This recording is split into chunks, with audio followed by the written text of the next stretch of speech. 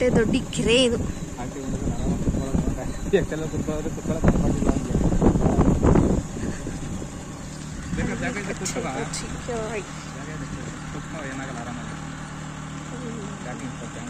ಅತ್ತೆ ಮನೆಯಿಂದ ದೇವಸ್ಥಾನಕ್ಕೆ ಹೋಗ್ತಾ ಇದ್ದೀವಿ. ಸಾಯಂಕಾಲ ಒಂದು 5 ಗಂಟೆ ಆಗಿತ್ತು. ಮಳೆ ಇರಲಿಲ್ಲ. ಮಳೆ ಇದ್ದಿದ್ದಕ್ಕೆ ಒಂದು ಪ್ಲ್ಯಾನ್ ಮಾಡ್ಕೊಂಡು ಹೋಗ್ತಾ ಇದ್ದೋ. ಮಳೆ ಇದ್ದಿದ್ರೆ ಎಲ್ಲೂ ಕೂಡ ಹೋಗೋಕ್ಕಾಗ್ತಾ ಇರಲಿಲ್ಲ. ಆಲ್ಮೋಸ್ಟ್ ನಾವು ಸ್ಯಾಟರ್ಡೇ ಹೋಗ್ತೀವಿ ಆಂಜನೇಯ ಸ್ವಾಮಿ ದೇವಸ್ಥಾನಕ್ಕೆ. ಹಾಗಾಗಿ ಇಲ್ಲಿ ಒಂದು ಚೇಂಜ್ ಓವರ್ ಇರಲಿ ಅಂದ್ಬಿಟ್ಟು ತಾವರೆಕೆರೆ ಆಂಜನೇಯ ಸ್ವಾಮಿಗೆ ಹೋಗ್ಬಿಟ್ಟು ಒಂದು ದೇವ್ರಿಗೊಂದು ನಮ್ಮ ಗುಂಡುಗೊಂದು ತಾಯ್ತ ಹಾಕ್ಸ್ಬೇಕು ಅಂತ ಅನ್ಕೊತಾ ಇದ್ವಿ. ಆವಾಗ ಮಕ್ಳುಗಳಿಗೆ ಈ ಥರ ತಾಯ್ತ ಎಲ್ಲ ಹಾಕಿಸ್ತಾ ಇರಬೇಕು. ಅದು ಕೆಲವ್ರಿಗೆ ಏನೋ ಒಂಥರ ಮೂಢನಂಬಿಕೆ ಅನಿಸ್ಬಹುದು. ಬಟ್ ಅದು ಹಾಕಿಸ್ಬೇಕು. ಮಕ್ಳುಗಳು ಯಾವುದೇ ಥರ ದೃಷ್ಟಿಗಳು ಬೀಳಲ್ಲ, ಆರೋಗ್ಯವಾಗಿರ್ತಾರೆ ಅನ್ನೋಂಥ ಒಂದು ನಂಬಿಕೆ. ಮತ್ತು ದೇವ್ರದ್ದು ಯಾವಾಗಲೂ ಅವ್ರಿಗೆ ಒಂದು ಪಾಸಿಟಿವ್ ಒಂದು ಶಕ್ತಿ ಇರುತ್ತೆ ಅವರಲ್ಲಿ ಅನ್ನೋದೊಂದು ನಂಬಿಕೆ. ಆಲ್ಮೋಸ್ಟ್ ಎಲ್ಲರೂ ಕೂಡ ಗೊತ್ತೇ ಇರುತ್ತೆ. ಒಂದು ತಾಯ್ತ ಹಾಕ್ಸಿದ್ದಾರೆ. ಇವಾಗ ಇಲ್ಲಿ ಹೂವು ಹಣ್ಣು ಎಲ್ಲ ತೊಗೊಂಡೋಗಿದ್ವಿ. ಬುಟ್ಟಿ ಕೊಟ್ಟಿದ್ರು. ಬುಟ್ಟಿ ವಾಪಸ್ ಕೊಟ್ಬಿಟ್ಟು ಗುಂಡು ಅಲ್ಲಿ ಲೇಸು ಅವು ಇವು ಮಕ್ಳುಗಳೇ ಹಾಗಲ್ಲ. ಏನಾದ್ರು ನಾವು ಮನೇಲಿ ಎಷ್ಟಿದ್ರೂ ಸರಿ, ಎಷ್ಟು ತಿಂದರೂ ಸರಿಯೇ ಅವರಿಗೆ ಇನ್ನೂ ತಿಂತಾನೆ ಇರಬೇಕು ಅನ್ನೋಂಥ ಆಸೆ. ಹಾಗೆ ಪಕ್ಕದಲ್ಲಿ ಒಂದು ಕಲ್ಲಿನ ಮನೆ ಇತ್ತು, ಹಂಚಿಂದು ಕಲ್ಲಿನ ಮನೆ. ಇವಾಗೆಲ್ಲ ಎಂತೆಂಥ ಡೂಪ್ಲೆಕ್ಸ್ ಮನೆಗಳೆಲ್ಲ ಕಟ್ತಾರೆ. ಬಟ್ ಆದರೂ ಆ ಥರ ಕಲ್ಲಿನ ಮನೆ, ಹಂಚಿನ ಮನೆ ಮತ್ತು ಮಾಳಿಗೆ ಮನೆಗಳನ್ನ ನೋಡ್ತಾ ಒಂಥರ ಖುಷಿಯಾಗತ್ತೆ ನೋಡೋದಕ್ಕೇ. ಅದರೊಳಗಡೆ ಹೋಗಬೇಕು, ಒಂದು ಸ್ವಲ್ಪ ಹೊತ್ತು ಇರಬೇಕು. ಅದು ಯಾವ ಥರ ಫೀಲ್ ಕೊಡುತ್ತೆ ನೋಡ್ಬೇಕು ಆ ಮನೆಗಳು ಅನ್ನೋಷ್ಟು ಖುಷಿ ಅನ್ಸುತ್ತೆ ನನಗಂತೂ. ನಮ್ಮನೆಯವರು ಎಲ್ಲ ಕಡೆ ಫೋನ್ಪೇ ವರ್ಕ್ ಆಗುತ್ತೆ ಅಂದ್ಬಿಟ್ಟು ಫೋನ್ಪೇ ತೊಗೊಂಬಂದಿದ್ರು. ನೋಡಿದ್ರೆ ಕ್ಯಾಶ್ಗೋಸ್ಕರ ಅಲ್ಲಿ ಇಲ್ಲಿ ಆಡ್ತಾ ಇದ್ವಿ ನಾವಂತೂ ಕೂಡ. ಸರ್ ಕ್ಯಾಶ್ ಕೊಡಿ, 50 ರೂಪಾಯಿ ಕ್ಯಾಶ್ ಕೊಡಿ, 50 ರೂಪಾಯಿ ಅಂದ್ಬಿಟ್ಟು ಅಲ್ಲಿ ಯಾವುದೋ ಮನೆ ಹತ್ರ ಹೋಗ್ಬಿಟ್ಟು ಒಂದು 50 ರೂಪಾಯಿ ಕ್ಯಾಶ್ ಇಸ್ಕೊಂಡು ಫೋನ್ಪೇ ಮಾಡಿ ಬಂದರು. ಅದಾದಮೇಲೆ ಇಲ್ಲಿ ಕಲ್ದೇವನಹಳ್ಳಿ ಮಾದೇಶ್ವರ ಬರುತ್ತಲ್ಲ, ಆ ದೇವರಿಗೆ ಇಲ್ಲಿ ಹಂಗೆ ಕಡ್ಡಿ ಹಚ್ಬಿಟ್ಟು ಈಡ್ಗೆ ಹೊಡೆದ್ಬಿಟ್ಟು ಹೋಗೋಣ ಬಾರಮ್ಮ ಅಂದರು. ಬೆಂಕಿ ಮ್ಯಾಚ್ ಬಾಕ್ಸ್ ಇರಲಿಲ್ಲ. ಭಾನುವಾರ ದೇವಸ್ಥಾನ ಏನು ಓಪನ್ ಆಗಿರಲಿಲ್ಲ. ಮ್ಯಾಚ್ ಬಾಕ್ಸ್ ಇರಲಿಲ್ಲ. ಮ್ಯಾಚ್ ಬಾಕ್ಸ್ ಇಸ್ಕೊಂಡಲ್ಲಿ ಇವಾಗ ಹಚ್ತಾ ಇದ್ದೀವಿ. ಆ ತಾತ ನೋಡಿ ಪಾಪ ಎಷ್ಟು ಬೆನ್ನು ಬಗ್ಗೋಗಿದೆ ಅವರಿಗೆ. ಒಂದು ಮ್ಯಾಚ್ ಬಾಕ್ಸ್ ಕೇಳಿದಾಗೆ ಪಾಪ ತಂದು ಕೊಟ್ಟರು. ಇಲ್ಲ ಕಣವ ಅಂತೇನು ಅನ್ನಲಿಲ್ಲ ಪಾಪ, ಅವರು ತಂದು ಕೊಟ್ಟರು. ದೇವರಿಗಲ್ಲಿ ಕಡ್ಡಿ ಹಚ್ಬಿಟ್ಟು ಇಲ್ಲಿ ಬಂದು ಹೊರಗಡೆ ಅಂದರೆ ಮನೆಗೆ ಹೋಗ್ತಾ ಇದ್ವಿ. ಡೈರೆಕ್ಟ್ ಮನೆಗೆ ಹೋಗೋದು ಯಾಕೆ ಅಂತ ಹೇಳ್ಬಿಟ್ಟು ಇವತ್ತು ಬೆಳಗ್ಗೆ ಬ್ರೇಕ್ಫಾಸ್ಟು ಸರಿಯಾಗಿ ಮಾಡಿರಲಿಲ್ಲ, ಲಂಚು ಸರಿಯಾಗಿ ಮಾಡಿರಲಿಲ್ಲ. ಹಾಗಾಗಿ ಅಲ್ಲಿ ಅಂಗಡಿಗಳಲ್ಲಿ, ಪೆಟ್ಟಿ ಅಂಗಡಿಗಳಲ್ಲೆಲ್ಲ ಚಕ್ಲಿ, ಬೋಟಿ ಈ ಥರ ಎಲ್ಲ ಸಿಗುತ್ತಲ್ಲ, ನಮ್ಮ ಮನೆಯವ್ರು ತೊಗೊಂಡಿದ್ರು. ತಿಂದ್ಕೊಂಡು ಕುತ್ಕೊಂಡು ಒಂದು 5 ನಿಮಿಷ ಇಲ್ಲಿ ಹೋಗ್ಬಿಟ್ಟು ಇಲ್ಲಿಂದ ಹೋಗೋಣ ಬಾರಮ್ಮ ಅಂತ ಅಂದ್ಬಿಟ್ಟು ತಿಂದ್ವಿ. ಇಲ್ಲೇ ಕೆಲವೊಂದು ಇನ್ಸ್ಟಾಗ್ರಾಮ್ ವಿಡಿಯೋಗಳು ಮಾಡಿದ್ದೀವಿ. ಫಸ್ಟ್ ಟೈಮ್ ವಿಡಿಯೋ ಮಾಡಿರೋದು, ಮಾಡೋದೇ ಇಲ್ಲ ನಾವು ಅಷ್ಟಾಗಿ. ನನಗೇನು ಅಷ್ಟು ಇದಿಲ್ಲ, ಏನಂತಾರೆ ಅದೆಲ್ಲ ಒಂದೊಂದು ನ್ಯಾಕ್ ಇರಬೇಕು, ಇಂಟ್ರೆಸ್ಟ್ ಇರಬೇಕು ಇನ್ಸ್ಟಾಗ್ರಾಮ್ ವಿಡಿಯೋಗಳೆಲ್ಲ ಮಾಡೋದಕ್ಕೆ. ನನಗೆ ಅದೆಲ್ಲ ಅಷ್ಟು ಐಡಿಯಾಗಳಿಲ್ಲ. ಬಟ್ ಏನೋ ಒಂದು ಮಾಡ್ದೋ. ಅದನ್ನು ಕೂಡ ಇನ್ಸ್ಟಾಗ್ರಾಮಲ್ಲಿ ಹಾಕಿದ್ದೀನಿ, ನೋಡಿ ಬೇಕಾದ್ರೆ. ಅದಾದಮೇಲೆ ಮನೆಗೆ ಬಂದ್ವಿ.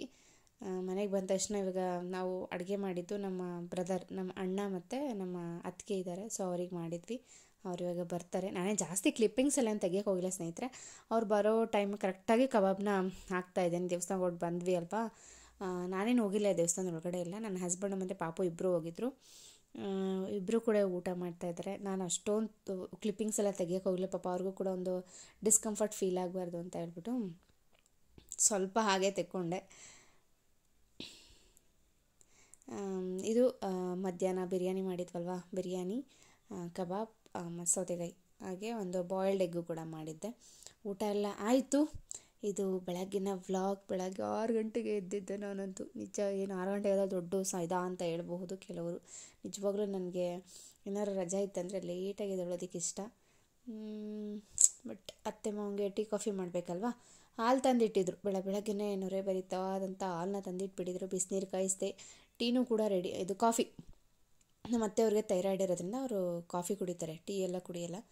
ಬೆಳಗ್ಗೆ ಅವರಿಗೆ ಕಾಫಿ ಬಿಸಿನೀರು ಮತ್ತು ನಮ್ಮ ಮಾವನಿಗೆ ಟೀ ರೆಡಿ ಇದೆ. ಇವಾಗ ಅತ್ತೆ ರೊಟ್ಟಿ ಮಾಡವ, ಒಂದು ಅಡ್ಲೆಕಾಯಿ ಇತ್ತು ಊರಲ್ಲಿ, ಯಾರೋ ಅಡ್ಲೆಕಾಯಿ ಕೊಟ್ಟಿರಂತ ಅಲ್ಲೇ ಬೆಳೆದಿದ್ದು. ಅಡ್ಲೆಕಾಯಿ ಹಾಕ್ಬಿಟ್ಟು ಪಲ್ಯ ಮಾಡಿಬಿಟ್ಟು ರೊಟ್ಟಿ ಮಾಡಿಬಿಡವ ಅಂದರು. ಆಯಿತು ಅಂತ ಹೇಳ್ಬಿಟ್ಟು ನಾನು ಇವಾಗ ಪಲ್ಯ ಮಾಡ್ತಾಯಿದ್ದೀನಿ. ಇಲ್ಲ ಎಲ್ಲರೂ ಕೂಡ ಗೊತ್ತೇ ಇರುತ್ತೆ. ಮೇಲಿಂದ ಮೇಲೆ ತೋರಿಸ್ಕೊಂಡು ಹೋಗ್ತೀನಿ ಅಷ್ಟೇ ನಾನು.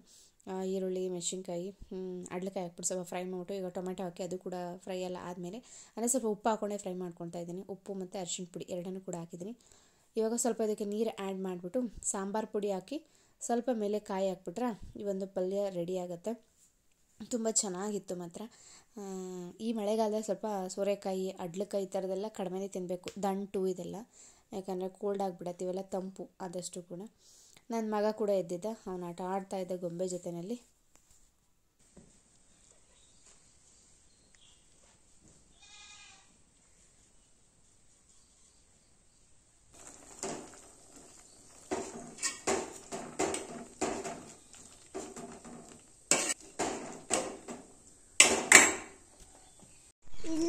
ಮತ್ತೆ ಅಲ್ಲ ಕಣವ, ನೀನ್ ದುಡ್ಡು ಕೊಟ್ಟು ತಗೊಂಡಿದ್ದೆ ನಾವ ತೋಟನ, ನಂದು ಅಂತೀಯಲ್ಲ. ಇಲ್ಲಿ ಕಡೆ ಮುಖ ತೋರ್ಸು, ನಿಂದ.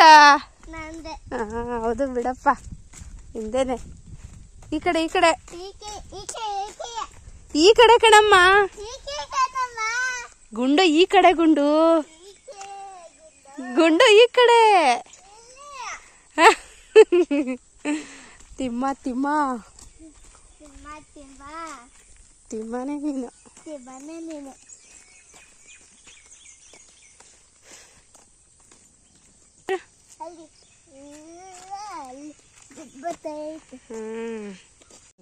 ಬಿಡಿಸ್ತಾನೆ ಇವನು.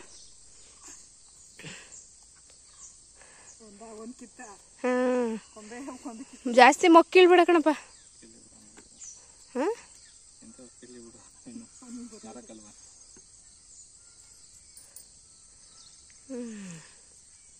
ಎದ್ದ ತಕ್ಷಣ ಶುರು ಮಾಡ್ಬಿಡ, ನಾವಪ್ಪ ಅನ್ಕೊಂಡು.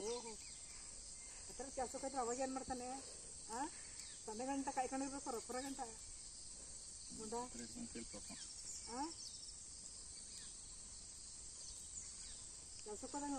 ಕಾಯ್ಕೊಂಡಿರ್ತೀಯಲ್ಲ, ಏನ್ ಮಾಡ್ತೇವೆ ಅವಾಗ?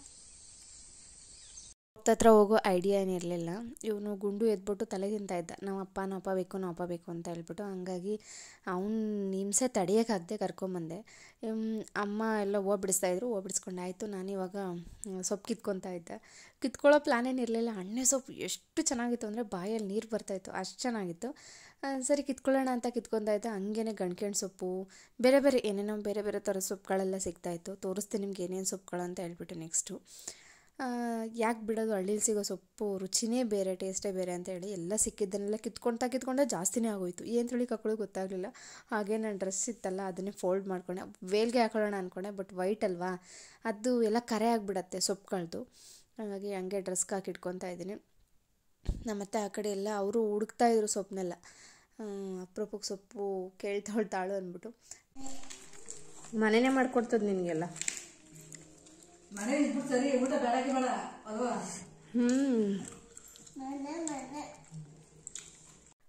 ನಾಷ್ಟ ನಮ್ಮತ್ತೆ ರೊಟ್ಟಿ ಸುಟ್ಕೊಟ್ರು, ಪಲ್ಯ ಮಾಡಿದೆ. ಯಾಕಂದರೆ ನಮಗೆ ಬಸ್ 11 ಗಂಟೆ ಬಸ್ಸಿಗೆ ಲೇಟಾಗಿ ಬಿಡ್ತಿತ್ತು. ಹಂಗಾಗಿ ಹೋಗೋಣ ಅಂತ ಹೇಳ್ಬಿಟ್ಟು ಪಲ್ಯ ಮಾಡಿಟ್ಟು ಹೋಗಿದ್ದೆ. ನಮ್ಮತ್ತೆ ಪಟಪಟ ಅಂತ ರೊಟ್ಟಿ ಹಾಕ್ಕೊಟ್ರು. ಎಲ್ರಿಗೂ ಕೂಡ ಬ್ರೇಕ್ಫಾಸ್ಟ್ ಆಯಿತು. ಇವಾಗ ಬಸ್ಸಲ್ಲಿ ಹತ್ತಿದ್ದೀವಿ, ಬಸ್ಸಲ್ಲೇ ಬಂದಿದ್ದೀವಿ, ಬಸ್ಸಲ್ಲೇ ಹೋಗೋಣ ಅಂತ ಹೇಳ್ಬಿಟ್ಟು. ಊರಲ್ಲಿ ಒಂದು ದೊಡ್ಡ ಅರಳಿ ಮರ ಇತ್ತು. ಮೇ ಬಿ ನನ್ನ ಓಲ್ಡ್ ವ್ಲಾಗ್ಗಳನ್ನ ನೋಡಿದರೆ ಗೊತ್ತಿರುತ್ತೆ. ಅದನ್ನು ಇವಾಗ ಮರನ ತೆಗೆದಿದ್ದಾರೆ. ಯಾಕಂದರೆ ಅದು ತುಂಬ ವಯಸ್ಸಾಗ್ಬಿಟ್ಟಿತ್ತು. ಅಲ್ಲಿ ಬಿದ್ದರೆ ಯಾರಿಗಾರ ತಲೆ ಮೇಲೆ ಅಂದರೆ ಬೇರೆ ಥರ ತೊಂದರೆ ಆಗೋ ಬದಲು ಅಂತ ಹೇಳ್ಬಿಟ್ಟು ಯಾರಾದ್ರು ಪ್ಲ್ಯಾನ್ ಮಾಡಿ ಇವಾಗ ಊರಿನವರೆಲ್ಲ ಅದನ್ನು ತೆಗೆದುಬಿಟ್ಟು ಅಲ್ಲಿ ದೇವಸ್ಥಾನ ಮಾಡೋದಕ್ಕೆ ಪ್ಲ್ಯಾನ್ ಮಾಡ್ಕೊಂಡಿದ್ದಾರೆ. ಮಾರಮ್ಮನ ದೇವಸ್ಥಾನನ. ಮಾರಮ್ಮನ ದೇವಸ್ಥಾನ ಆಯ್ತು ಅಂತಂದರೆ ಇನ್ನು ನೆಕ್ಸ್ಟ್ ಏನಿದ್ರು ಕೊಂಡಾಯಬೇಕು ಊರಲ್ಲಿ, ಆ ಥರ ಇರುತ್ತೆ. ಚೆನ್ನಾಗಿರುತ್ತೆ ಒಂಥರ ಕೊಂಡಾಯ್ದಾಗ. ಸೊಪ್ಪು ತೋರಿಸ್ತೀನಿ ಅಂತ ಹೇಳಿದ್ನಲ್ವ, ನೋಡಿದ್ರಲ್ವ ಅಲ್ಲಿ ಬೇರೆ ಥರ ಸೊಪ್ಪುಗಳು. ಇಲ್ಲಿ ಗಂಟ್ಗೆಣ್ ಸೊಪ್ಪಂತೂ ಸ್ವಲ್ಪನೇ ಸಿಗ್ತಾಯಿತ್ತು. ಆಮೇಲೆ ಹೋಗ್ತಾ ಒಂದು ಅಷ್ಟು ಸಿಕ್ತು. ಇವನ್ನೆಲ್ಲ ವರ್ಷಕ್ಕೆ ಒಂದ್ಸರಿನಾದ್ರು ನಾವು ತಿನ್ನಬೇಕು. ತಿಂಗಳಿಗೆ ಒಂದೊಂದು ಸರಿನ ತಿನ್ನಬೇಕು. ಸಿಗೋದೇ ಕಡಿಮೆ ಅಂದಾಗ ವರ್ಷಕ್ಕೆ ಒಂದು ಸರಿನಾದ್ರು ನಾವು ತಿನ್ನಬೇಕು. ತುಂಬ ಒಳ್ಳೆಯದವೆಲ್ಲ ಆರೋಗ್ಯಕ್ಕೆ. ಇದು ಅಣ್ಣೆ ಸೊಪ್ಪು ತುಂಬ ಚೆನ್ನಾಗಿತ್ತು. ಅಣ್ಣೆ ಸೊಪ್ಪು ಮಾತ್ರ ಬಾಯಲ್ಲಿ ನೀರು ಬರೋದು, ಅಷ್ಟು ಚೆನ್ನಾಗಿತ್ತು. ಮತ್ತು ಇವೆರಡು ಸೊಪ್ಪು ಜೊತೆಗೆ ಕುಂಬಳ ಸೊಪ್ಪು ಮತ್ತು ಒಂದಷ್ಟು ಕರ್ಬೇವಿನ ಸೊಪ್ಪು ಇವೆಲ್ಲ ಕೊಟ್ಟಿದ್ದರು. ಹಳ್ಳಿಯಿಂದ ತರೋ ಸೊಪ್ಪುಗಳೇ ಒಂಥರ ಚೆಂದ, ಅದ್ರ ಟೇಸ್ಟೇ ಬೇರೆ. ತೋರಿಸ್ತೀನಿ ನಿಮ್ಗೆ ಏನೇನು ಸಾಂಬಾರು ಮಾಡ್ತೀನಿ ಅಂತ ಹೇಳಿಬಿಟ್ಟು. ಮೊಸರು ಒಗ್ಗರಣೆ ಮತ್ತು ರೈಸ್ ಮಾಡಿದ್ದೀನಿ. ತುಂಬ ಸಿಂಪಲಾಗೇ ಮಾಡಿದ್ದೀನಿ, ಅದರಲ್ಲಿ ಏನು ಸ್ಪೆಷಲ್ ಏನಿಲ್ಲ. ತೋರಿಸ್ತೀನಿ ತಾಳಿ. ನೋಡ್ತಾ ಇದ್ದೀರಲ್ಲ, ಮೊದಲೆಲ್ಲ ಈರುಳ್ಳಿ, ಮೆಣಸಿನ್ಕಾಯಿ, ಕರ್ಬೇವಿನ ಸೊಪ್ಪು, ಕಡಲೆ ಇದನ್ನೆಲ್ಲ ಹಾಕಿದ್ದೀನಿ. ಹಾಕ್ಬಿಟ್ಟು ಅದಾದಮೇಲೆ ಮೊಸರು ಹಾಕ್ತೆ. ಅಷ್ಟೇ ಇದ್ರದ್ದು ಮೊಸರು ಒಗ್ಗರಣೆ ಅಂದರೆ ಅಷ್ಟೇ ಸಿಂಪಲಾಗಿ ಆಗಿಬಿಡುತ್ತೆ. ಎಣ್ಣೆಗೆ ಸಾಸಿವೆ, ಕರಿಬೇವು, ಕಡಲೆಬೇಳೆ, ಈರುಳ್ಳಿ ಮತ್ತು ಒಣಮೆಣ್ಸಿನ್ಕಾಯಿ ಹಾಕ್ಬಿಟ್ಟು ಈ ಥರ ಫ್ರೈ ಮಾಡಿಕೊಂಡ್ರೆ, ನಾನು ಸ್ವಲ್ಪ ತೆಳ್ಳಗೆ ಮಾಡ್ಕೊಂಡಿದ್ದೀನಿ. ಯಾಕೆಂದರೆ ಗುಂಡುಗೆ ತುಂಬ ಗಟ್ಟಿ ಇರೋದು ಕೊಡೋದು ಬೇಡ, ಕ್ಲೈಮೇಟಲ್ಲಿ ಅಷ್ಟು ಅಡ್ಜಸ್ಟ್ ಆಗಲ್ಲ ಅಂದ್ಬಿಟ್ಟು. ಸೊ ಬಿಸಿ ಅನ್ನ ಮೊಸರು ಒಗ್ಗರಣೆ ರೆಡಿ. ತುಂಬ ಚೆನ್ನಾಗಿರುತ್ತೆ ಅದು. ಆ್ಯಂಡ್ ಇದು ಅವರೆಕಾಳು ಊರಿಂದ ಗಂಟೆಣ್ಣು ಸೊಪ್ಪು ತಂದಿದ್ದೀನಲ್ವ, ಹಾಗಾಗಿ ಅವರೆಕಾಳು ಹಾಕ್ಬಿಟ್ಟು ಸಾಂಬಾರು ಮಾಡೋಣ ಅಂದ್ಬಿಟ್ಟು ಈಗ ಹುರಿದಿಡ್ತಾ ಇದ್ದೀನಿ. ಅವರೆಕಾಳನ್ನ ಲೋ ಫ್ಲೇಮಲ್ಲೇ ಹುರಿತಾ ಇದ್ದೀನಿ. ಕೆಲವೊಂದು ಈ ಥರ ಚೀಕ್ಲು ಕಾಳು ಅಂತಾರೆ, ಇದೆಲ್ಲ ಇದೆ, ಇದನ್ನೆಲ್ಲ ಆಯ್ಬೇಕು. ಹುರಿದ್ಬಿಟ್ಟಾಯಿದ್ರು ನಡೆಯುತ್ತೆ, ಆಯ್ದ್ಬಿಟ್ಟು ಹುರಿದ್ರು ಕೂಡ ನಡೆಯುತ್ತೆ. ಇದು ಮೆಣಸಿನ್ಕಾಯಿ ಹುರಿದು ಇಟ್ಕೊಂಡಿದ್ದೀನಿ. ಇಷ್ಟೆಲ್ಲ ಹಾಕಲ್ಲ, ಹಾಕೋದು 1-2, ಬಟ್ ಸ್ಟೋರ್ ಮಾಡಿ ಇಟ್ಕೊಳ್ಳೋಣ. ಅರ್ಜೆಂಟಲ್ಲಿ ನಮಗೆ ಫ್ರೈ ಮಾಡ್ಕೊಳಕ್ಕಾಗಲ್ಲ, ಹಾಗಾಗಿ ಒಂದಷ್ಟು ಫ್ರೈ ಮಾಡಿ ಇಟ್ಕೊಂಡ್ಬಿಟ್ಟಿರ್ತೀನಿ ನಾನು. ಬೇಕಾದಾಗ ನಾವು ಆಲ್ಮೋಸ್ಟ್ ಉಪ್ಸಾರು ಈ ಥರ ಸೊಪ್ಪಿನ ಸಾರು ಮಾಡೋದ್ರಿಂದ ಬೇಕಾಗತ್ತೆ ಅಂತ ಇಟ್ಕೊಂಡಿದ್ದೀನಿ. ಮಧ್ಯಾಹ್ನ ಬಂದ ತಕ್ಷಣ ಸೊಪ್ಪೆಲ್ಲ ಸೋಸಿಟ್ಕೊಂಬಿಟ್ಟೆ ಸ್ನೇಹಿತರೆ. ಅವಾಗ ತೊಳೆದು ಕೂಡ ಇಟ್ಕೊಂಡ್ಬಿಟ್ಟಿದ್ದೀನಿ. ಇನ್ನೇನಿದ್ರು ಕೂಡ ಅವರೆಕಾಳು ಕೂಡ ಹುರಿದಾಗಿದೆ. ಊಟ ಆದ ತಕ್ಷಣ ಒಂದು ಸಾಯಂಕಾಲ ಆಗೋ ತಕ್ಕ ಆ ಕೆಲಸ ಈ ಕೆಲಸ ಇದ್ದೇ ಇರ್ತವೆ. ಮತ್ತು ಸ್ವಲ್ಪ ಟ್ರಾವೆಲ್ ಮಾಡಿರೋದನ್ನು ಸ್ವಲ್ಪ ರೆಸ್ಟ್ ಬೇಕನ್ಸುತ್ತೆ ಬಾಡಿ ಕೂಡ. ಊಟ ಇದಾಗಿತ್ತು, ಬಿಸಿ ಬಿಸಿ ಅನ್ನ, ಮೊಸರು ಒಗ್ಗರಣೆ. ಆ್ಯಕ್ಚುಲಿ ನನಗಿದನ್ನು ನನ್ನ ಒಬ್ಬರು ಕೊಲ್ಲಿಗೂ ಹೇಳ್ಕೊಟ್ಟಿದ್ದು. ಅವ್ರು ಹೇಳ್ತಾ ಇರ್ತಾರೆ ಯಾವಾಗಲೂ, ನಮ್ಮ ಮನೆಗೆ ಬನ್ನಿ ವಿಡಿಯೋ ಮಾಡಿ, ನಮ್ಮ ಮನೆಗೆ ಬನ್ನಿ ವಿಡಿಯೋ ಮಾಡಿ, ನಿಮ್ಮ ಫ್ರೆಂಡ್ಸಿಗೆಲ್ಲ ನಮ್ಮ ಮನೆಯೆಲ್ಲ ತೋರಿಸಿ ಅಂತ ಹೇಳಿಬಿಟ್ಟು.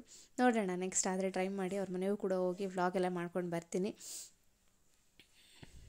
ಅದಾದಮೇಲೆ ಇವಾಗ ನೈಟ್ ಆಗಿತ್ತು, ಸಾಂಬಾರು ಮಾಡ್ತಾಯಿದ್ದೆ. ನೋಡ್ತಾ ಇದ್ದಾರೆ, ಮೊದಲೆಲ್ಲ ಅವರೆಕಾಳು ಹುರ್ಕೊಂಡಿದ್ನಲ್ವಾ, ಅವರೆಕಾಳನ್ನ ಇವಾಗ ಬೇಯಕ್ಕೆ ಹಾಕ್ಬಿಟ್ಟಿದ್ದೀನಿ. ಫಸ್ಟು ನಾನು ಗಂಟ್ಗೆಣ್ ಸೊಪ್ಪನ್ನು ಸಪ್ಪೆ ಬೇಯಿಸಿ ಇಟ್ಕೊಂಬಿಟ್ಟೆ. ಒಂದು ನೀರು ಇರುತ್ತಲ್ಲ, ನೀರು ಚೆನ್ನಾಗಿ ಕುದಿಯೋ ಟೈಮಲ್ಲಿ ಸೊಪ್ಪನ್ನು ತುಂಬಿಟ್ಟು ಅದನ್ನೇನು ಮಾಡಿದೆ, ತಣ್ಣೀರಲ್ಲಿ ಹಾಕಿ ತೊಳೆದಿಟ್ಕೊಂಡೆ. ಅದಾದಮೇಲೆ ಇವಾಗ ತೊಳೆದಿಟ್ಕೊಂಡಿರೋ ಸೊಪ್ಪನ್ನು ಅವರೆಕಾಳು ಬೇಯೋದಕ್ಕೆ ಹಾಕ್ಬಿಟ್ಟು, ಅವರೆಕಾಳು ಒಂದು ಅರ್ಧ ಬೇಯಿತು ಅಂದ ತಕ್ಷಣ ಬೇಯಿಸ್ಕೊಂಡಿದ್ದಂಥ ಮೊದಲು ಸೊಪ್ಪೇನು ಬೇಯಿಸ್ಕೊಂಡಿರ್ತೀವಿ ಅದನ್ನು ಹಾಕ್ಬಿಟ್ಟು ಇವಾಗ ನಾನು ಬೇಯಿಸಿದೆ, ಉಪ್ಪು ಹಾಕ್ಬಿಟ್ಟು. ಇವಾಗ ಅದು ಒಂದು ಹದಕ್ಕೆ ಚೆನ್ನಾಗಿ ಬೆಂದಿದೆ. ಅದನ್ನು ಕ್ಲೋಸ್ ಮಾಡಿದ್ದೀನಿ, ಸ್ವಲ್ಪ ಬಿಸಿ ಆರಲಿ ಅಂದ್ಬಿಟ್ಟು. ಇಲ್ಲಿ ನನ್ನ ಮಗನಿಗೆ ಒಂದು ಪ್ರಾಜೆಕ್ಟ್ ಆ್ಯಕ್ಟಿವಿಟಿ ಇತ್ತು, ಅಂದರೆ ವೆಜಿಟೇಬಲ್ಸ್ ಡೇ ಆ್ಯಕ್ಟಿವಿಟಿ ಅಂತೆ. ಹಾಗಾಗಿ ನನ್ನ ಮಗನಿಗೆ ಬ್ರಿಂಜಾಲ್ ಮಾಡ್ಕೊಂಬರೋದಕ್ಕೆ ಹೇಳಿದರು. ಈಗ ಅವಾಗ ಅದನ್ನು ಕುತ್ಕೊಂಡು ಮಾಡ್ತಾಯಿದ್ದೀನಿ. ದಯವಿಟ್ಟು ಸಾರಿ ಸ್ನೇಹಿತರೆ, ನಿಜವಾಗಿ ಗಂಟ್ಗೆಣ್ ಸೊಪ್ಪಿನ ಸಾರು ವಿಡಿಯೋ ಕ್ಲಿಪ್ಪಿಂಗ್ಸ್ ತೆಕ್ಕೊಳ್ಳೋದೇ ಮರೆತುಬಿಟ್ಟಿದ್ದೀನಿ ನಾನು. ಇದು next day vlog. And breakfast chitranna ಮಾಡಿದ್ದೀನಿ, ಕ್ಯಾರೆಟು ಆನಿಯನ್ ಎಲ್ಲ ಹಾಕ್ಬಿಟ್ಟು. ಮತ್ತು ನೈಟೇ ನಾನು ಸಾಂಬಾರು ಮಾಡಿದ್ನಲ್ವ, 4 ಆಯಿತು. ಸೊ ಇವಾಗ ಆಫ್ ಮಾಡಿಬಿಡೋಣ. ನೈಟೇ ನಾನು ಇದು ಮಾಡಿದ್ದೆ ಹೇಳಿ, ಗಂಟ್ಗೆಣ್ ಸೊಪ್ಪಿನ ಸಾರು ಅದೇ ಜಾಸ್ತಿ ಇದೆ. ಟೈಮ್ ಆಯ್ತು, ಇವಾಗ ಗುಂಡು ನಿಬ್ಬಿಸ್ಬಿಟ್ಟು ಅವ್ನು ರೆಡಿ ಮಾಡಿ ಕರ್ಕೊಂಡು ಹೋಗೋದು. ಇವಾಗ ಟೈಮ್ ಇಲ್ಲ ಪೂಜೆ ಮಾಡೋದಕ್ಕೆ, ಸಾಯಂಕಾಲ ಬಂದು ಪೂಜೆ ಮಾಡ್ತೀನಿ.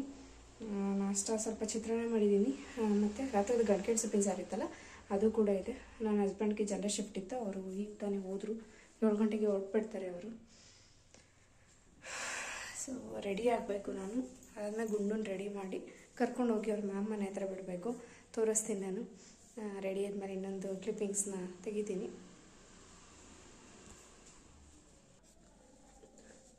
ಪಾಪ ಎದೊಳಪ್ಪ, ಟೈಮ್ ಆಯಿತು, ಬಿಡೋಣ.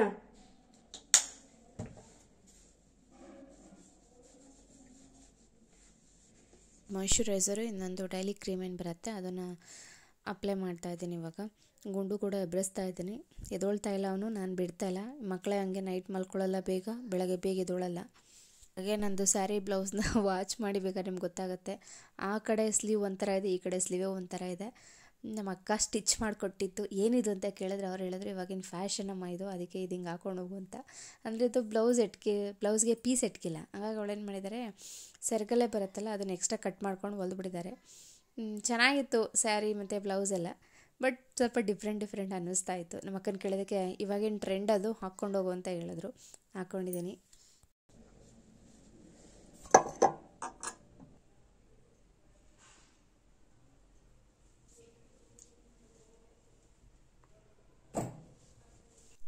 ಜೊತೆಗೆ ರೆಡಿಯಾಗಾದ್ಮೇಲೆ ಇನ್ನೂ ಬೇರೆ ಬೇರೆ ಕೆಲಸಗಳಿತ್ತು. ಈಗ ಊಟ ಎಲ್ಲ ನಾವು ಬಾಕ್ಸ್ಗೆ ಹಾಕೊಂಡ್ಮೇಲೆ, ತಟ್ಟೆಗೆಲ್ಲ ಹಾಕೊಂಡ್ಮೇಲೆ ಖಾಲಿ ಪಾತ್ರೆಗಳಿರ್ತದೆ, ನನಗೆ ಬಿಟ್ಟು ಹೋಗೋಕ್ಕಾಗಲ್ಲ. ಇವಾಗ ನಾವು ಬಿಟ್ಟೋಗ್ಬಿಡ್ತೀವಿ. ಸಾಯಂಕಾಲ ಸಾಕಾಗಿ ಬಂದಾಗಂತೂ ಅಯ್ಯಪ್ಪ ಪಾತ್ರೆ ತೊಳ್ದಾಕಕ್ಕಾಗಲಿಲ್ವ ಬೆಳಗ್ಗೆ ನನಗೆ ಅನ್ನೋಷ್ಟು ಬೇಜಾರಾಗಿಬಿಡತ್ತೆ.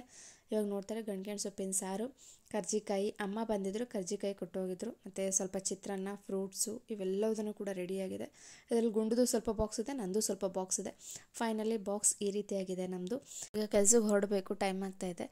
ನಿಮ್ಮ ಅನಿಸಿಕೆ ಅಭಿಪ್ರಾಯಗಳನ್ನು ಏನೇ ಇದ್ದರೂ ಕೂಡ ಕಮೆಂಟ್ ಬಾಕ್ಸಲ್ಲಿ ತಿಳಿಸಿ ಅಂತ ಕೇಳ್ತಾ, ಸಬ್ಸ್ಕ್ರೈಬ್ ಆಗದೇ ಇದ್ದರೆ ಸಬ್ಸ್ಕ್ರೈಬ್ ಆಗಿ ವಾಚ್ ಮಾಡಿ. Thank you.